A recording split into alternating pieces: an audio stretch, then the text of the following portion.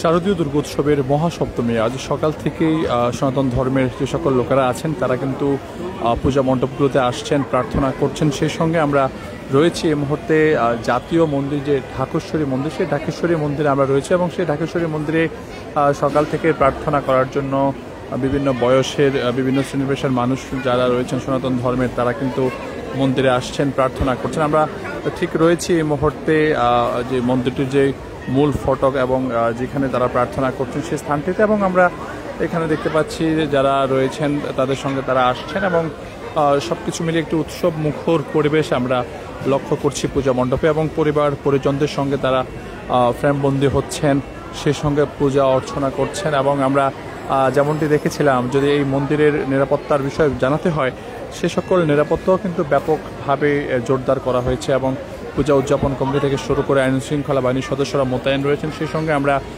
Police দেখেছি, RAB দেখেছি, সেটা এছাড়াও টহলরত অবস্থায় আমরা বিজিবিকে দেখতে পেয়েছি এবং কিছুক্ষণের মধ্যেই এখানে র্যাবের পক্ষ থেকে নিরাপত্তা নিয়ে একটি জরুরি ব্রিফিং করা হবে। এবং যেহেতু আজ থেকেই যে দুর্গাপূজা, সেই পূজার মূল আনুষ্ঠানিকতা শুরু হয়েছে এবং সকাল থেকে আমরা দেখেছি মহাসপ্তমীর মধ্য দিয়েই যারা সনাতন ধর্মের লোকেরা আছেন তারা আসছেন, প্রার্থনা করছেন এবং তারা তাদের পরিবার পরিজনদেরকে নিয়ে কিন্তু এসে এখানে নির্বিঘ্নে তারা তাদের যে প্রার্থনা সেটি তারা করছেন। আমরা দেখা যদি একটু আপনাদের এই পাশে, এখানেও সনাতন ধর্মের অনেক যারা রয়েছেন তারা বসে আছেন এবং তারা প্রার্থনার জন্য অপেক্ষা করছেন।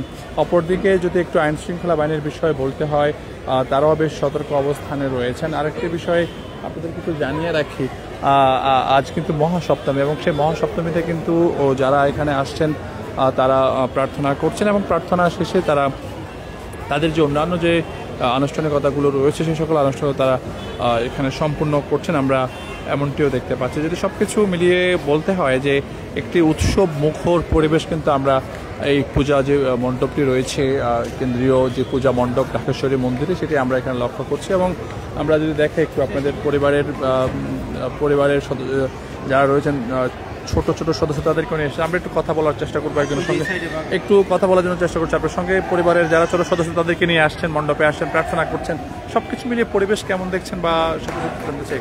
এবছর অনেকটা ভালো, কল্পনা করা যায় না যে এত সুন্দরভাবে পুজো হচ্ছে।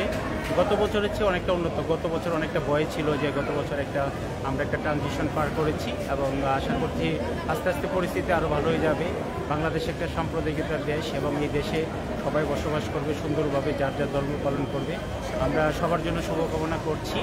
আমার মেয়ে কিছু বলতে পারবে। নিরাপত্তা কেমন দেখছেন? হ্যাঁ, খুব ভালো।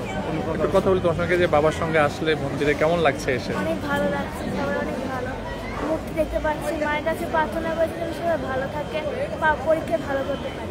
আমরা কথা বলছিলাম যে ওনারা বাবা এবং মেয়ে এসেছেন মণ্ডপে এবং তারা কিছুক্ষণ আগে পূজা করেছেন, প্রার্থনা করেছেন এবং তারা বলছেন যে গতবারের তুলনায় এবার কিন্তু অনেকটা ভয়ভীতিহীন ছাড়া তারা যে পূজা যে উদযাপন সেটি তারা করছেন। এবং যেহেতু দুর্গোৎসবের আজ মহাসপ্তমী, সব দিক বিবেচনা করলে কিন্তু পরিবারের বিভিন্ন বয়সের যারা রয়েছেন তারা কিন্তু তাদেরকে নিয়ে আসছেন এবং তারা নির্বিঘ্নে তাদের যে পূজা উদযাপন সেটি তারা করছেন। এবং সব কিছু মিলে যদি একটু বলতে হয় আপনাদেরকে আমরা লক্ষ্য করি।